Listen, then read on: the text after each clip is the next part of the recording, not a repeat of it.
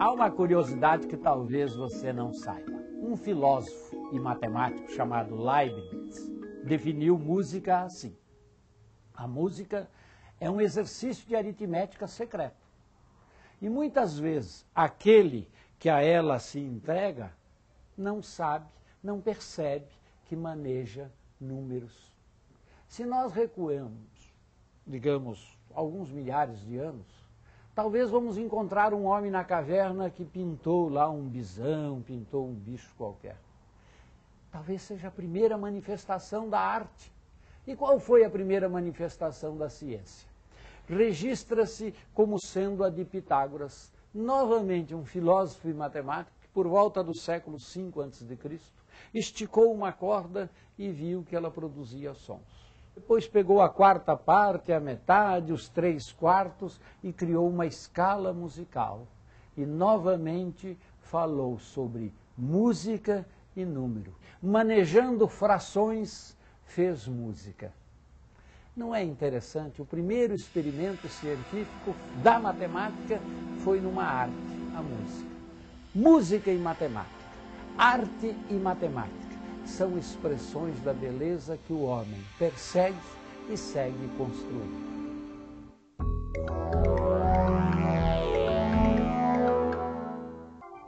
A música é, sem dúvida nenhuma, a arte mais popular do planeta.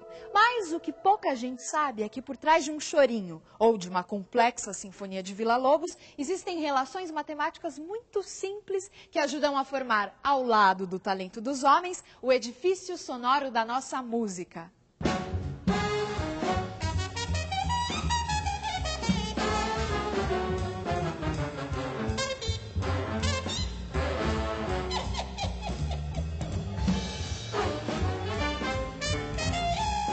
Well, music is math because you're counting all the time, right? 1, 2, 3, 4, 2, 2, 3, 4, or 1, 2, 3, 2, 3, 3, or 1, 2, 3, 4, 5, 1, 2, 3, 4, 5, 1, 2, 3, 4, 5.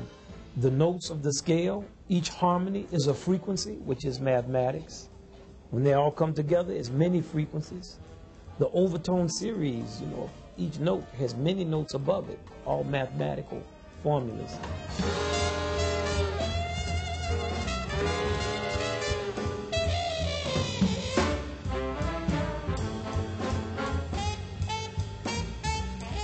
The spatial layout of music, like, is the music 32 bars or is it 400 bars? It's like geometry.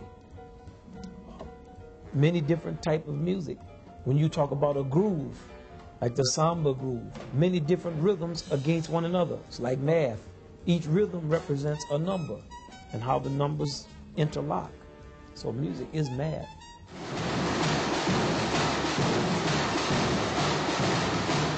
A diferença da bateria para a batucada são padrões. E conforme a execução desses padrões, você muda todo o conteúdo da bateria.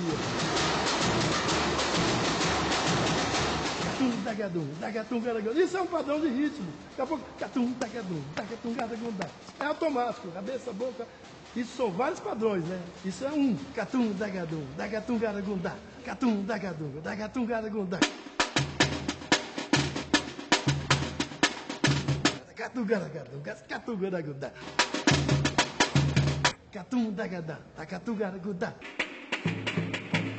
Batucada é infinita. Batucada se bate na porta, bate na barriga, bate na mão, bate no pé.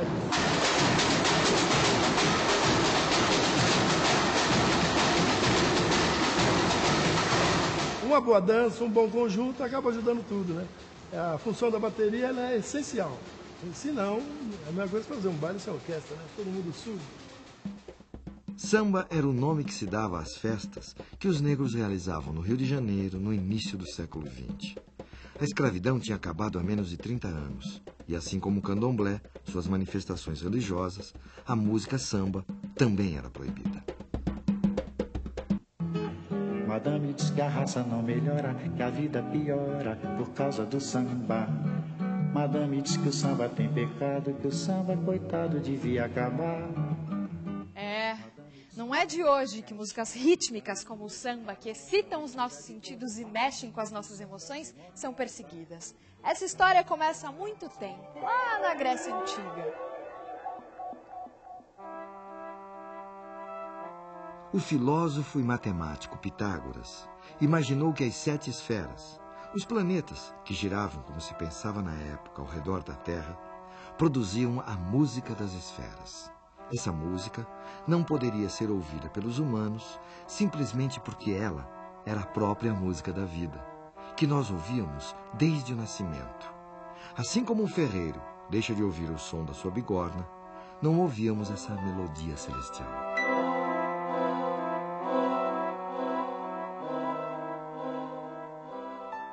Um outro filósofo grego, Platão, tomou 2 séculos depois a música das esferas como modelo ideal do cosmos e também da vida em sociedade.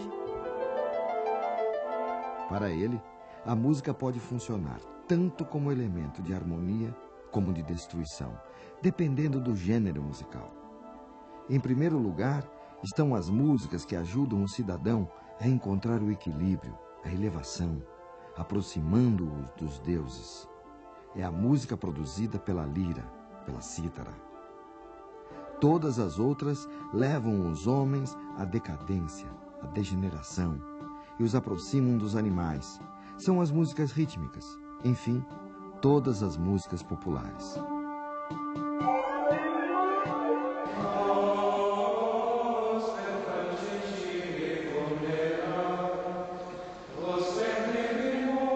Em linhas gerais, a gente podia dizer que o canto gregoriano ele é, antes, acima de tudo, palavra cantada, não é? E não qualquer palavra, palavra de Deus cantada. Todos os textos que o canto gregoriano usa são, via de regra, extraídos ou, diretamente ou inspirados nas Sagradas Escrituras, né? Tanto no Antigo quanto no Novo Testamento.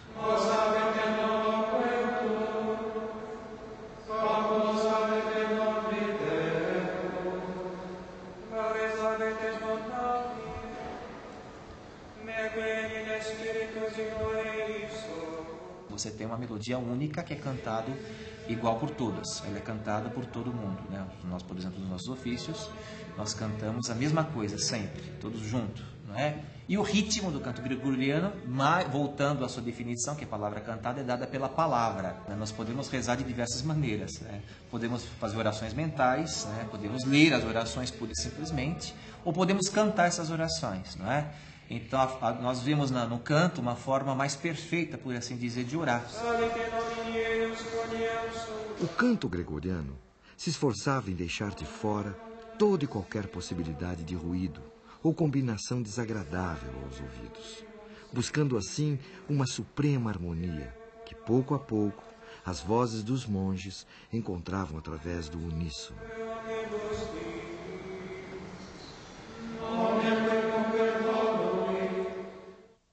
A descoberta das relações matemáticas entre os sons nos explicam que notas ou intervalos são esses que reconhecemos como ruídos. Todo som é, na verdade, uma onda sonora que se propaga no ar em uma determinada frequência, uma pulsação. Dá uma olhada.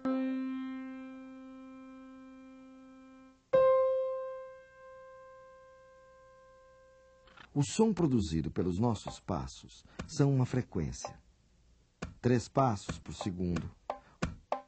4 passos por segundo, 5 passos por segundo e assim por diante. Se pudéssemos ouvir 440 passos em 1 segundo, teríamos este som. Esta é a nota Lá. Essa frequência é de 440 Hz, que significa 440 pulsos em 1 segundo. Todas as outras notas musicais são também frequências. Quando tocamos 2 desses sons juntos, estamos, na verdade, combinando frequências distintas. Neste caso, temos 2 notas Dó, uma mais grave e outra mais aguda. Vamos reduzir as frequências igualmente de maneira que possamos ouvir as pulsações como passos. Para cada passo deste Dó, 2 passos deste outro. Portanto, uma mesma nota, mais grave e mais aguda, tem uma relação matemática de 1 para 2. Se combinarmos o Dó com um Sol, teremos isso. Para cada 2 passos do Dó, 3 do Sol. A combinação de um Dó com um Fá gera a fração de 3 para 4. Esses são os intervalos mais agradáveis ao ouvido humano. São formados por frações simples. 1 para 2, 2 para 3, 3 para 4. Agora, veja só esta combinação. Um Fá com um Si. Uma grande confusão, não é mesmo? Um intervalo de 32 para 45. Elas começam juntas e só vão se encontrar depois de 32 passos do Fá e 45 do Si. Vejam vocês que por trás dessas combinações menos ou mais agradáveis aos ouvidos, existem frações numéricas justamente mais ou menos complexas. E essas frações complexas é que foram evitadas nos cantos gregorianos. E ainda fez com que a igreja, na Idade Média, proibisse a sua execução. E elas ficaram conhecidas como diábolos em música, o diabo na música, ou apenas trítono. Trítono, o diábolos em música, é na verdade a combinação de 2 sons que tenham entre eles 3 tons inteiros. Num piano fica fácil de ver. Entre uma tecla preta e uma branca, temos meio tom. Se pegarmos um Fá, por exemplo, meio, 1, 1,5, 2, 2,5, 3. Entre um Fá e um Si, temos um trítono. Para entender isso melhor, teremos que dar um novo passeio pelo mundo grego e conhecer um pouco mais o trabalho do filósofo e matemático Pitágoras. Mas isso no próximo bloco.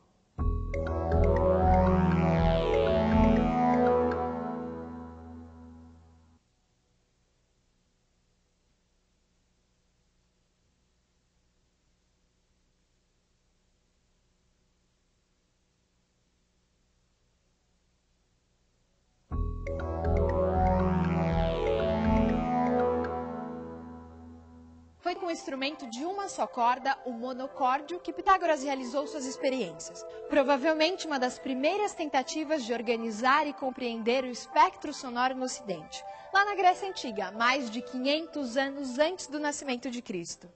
Pitágoras percebeu que o som produzido por uma corda esticada e pela sua metade eram reconhecidos pelos nossos ouvidos como sendo o mesmo som, mais grave e mais agudo. É como se ele fosse produzido por um homem. Ou por uma mulher ou criança.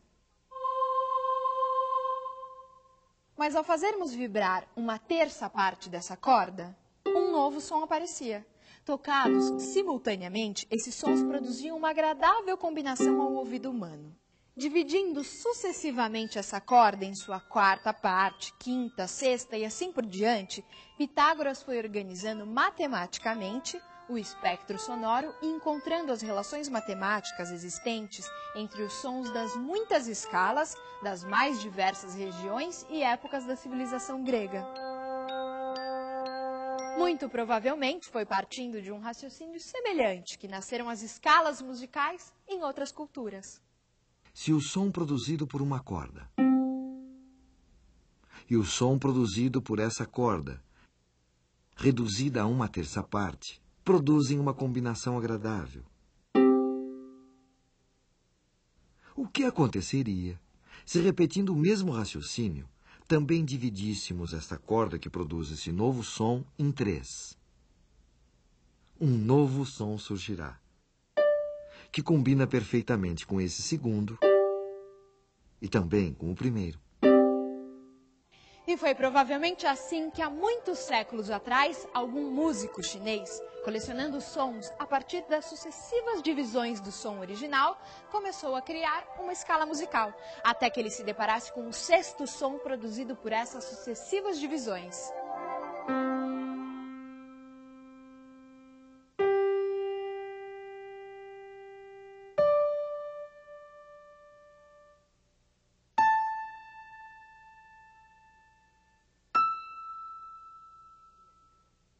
Pela primeira vez, nessa experiência, um som não combinava com o som original. Por sinal, eles até se pareciam excessivamente. o que fez com que o nosso chinês imaginário desse por concluído o trabalho e criasse uma escala com apenas os 5 primeiros sons, uma escala pentatônica. Nessa escala, todos os sons combinam entre si. Para experimentar isso, qualquer um de nós pode se sentar à frente de um piano e tocar somente as teclas pretas, que formam uma dessas escalas pentatônicas.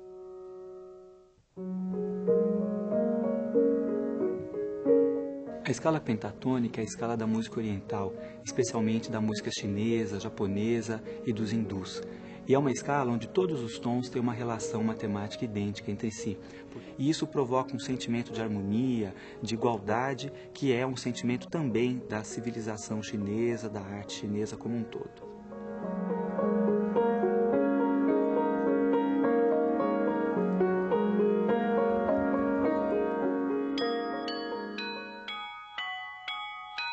Aquele sexto som encontrado pelo nosso chinês também traz uma relação matemática complexa com o som original, de 15 por 16.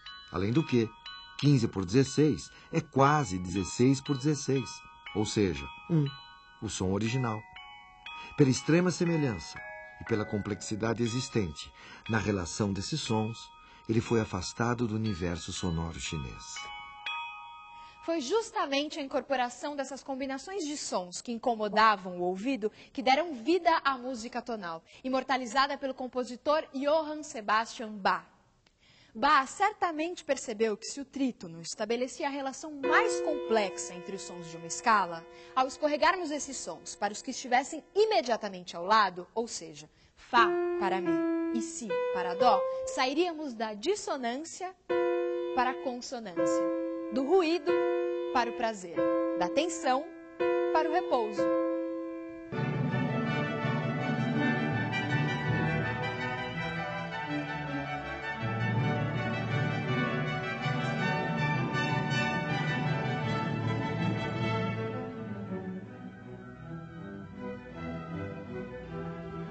Bach, na prática, procurou unificar todos os conhecimentos que ele obteve a partir dos compositores franceses, italianos e dos alemães, gerando uma espécie de sistema lógico de composição.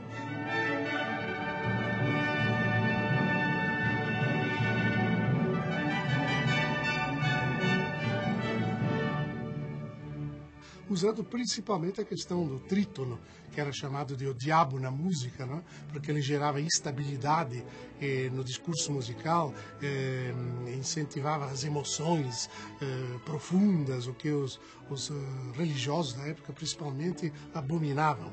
E ele trabalhava com o trítono para gerar instabilidade musical, portanto tensão musical, e com as melodias para gerar a parte estática da música, a parte contemplativa.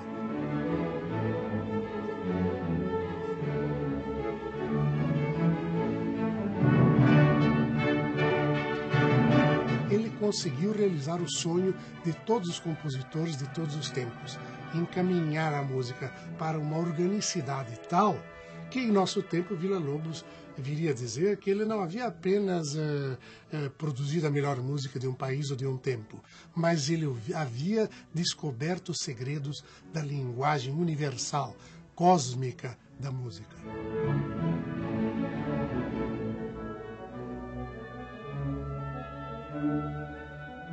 Meu caro amigo, eu sempre tenho prazer quando eu faço uma coisa que tem prazer.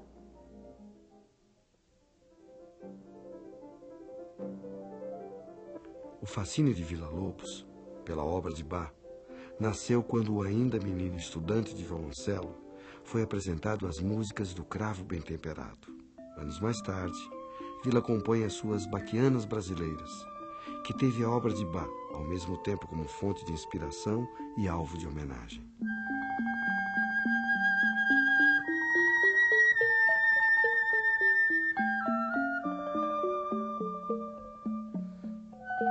Tão importante quanto a influência dos compositores clássicos foi o gosto de Villa-Lobos pelas modas de violas, cantigas de roda, os cantadores e repentistas que ele ouviu em suas viagens pelo interior do país no início do século XX.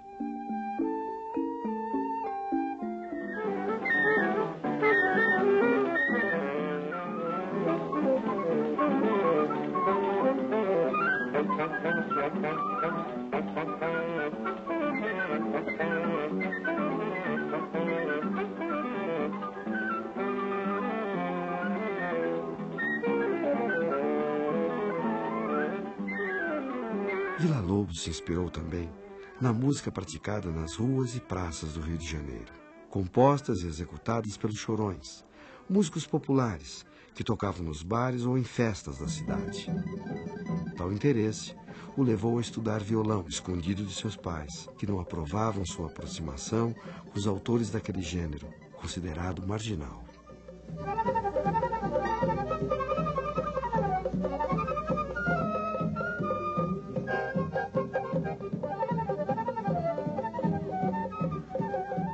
Villa-Lobos imortalizou e elevou o choro à categoria dos grandes gêneros da música mundial, ao compor um ciclo de 14 obras intitulado Choros. São uma nova forma musical, onde aquela música urbana se mescla a modernas técnicas de composição erudita.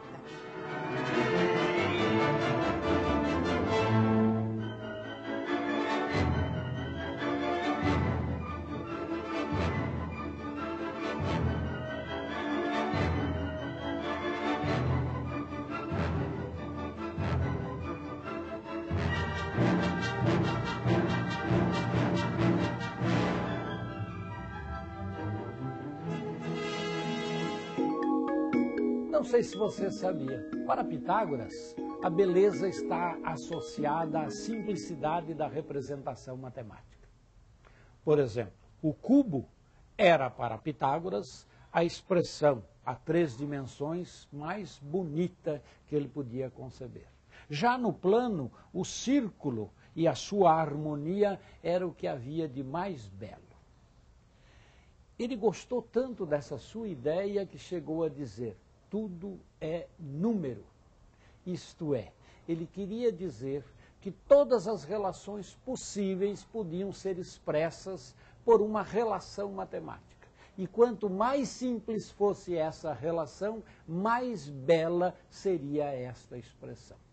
Realmente, se nós olharmos bem as relações em diversas ciências, elas são tão mais belas quando a expressão matemática que as exprime é simples, singela, objetiva, fácil de entender. Não sei se ele tinha razão em dizer tudo é número, mas uma coisa nós não temos dúvida. Em se tratando da música, quando fala da harmonia, da beleza, ele andou bem perto.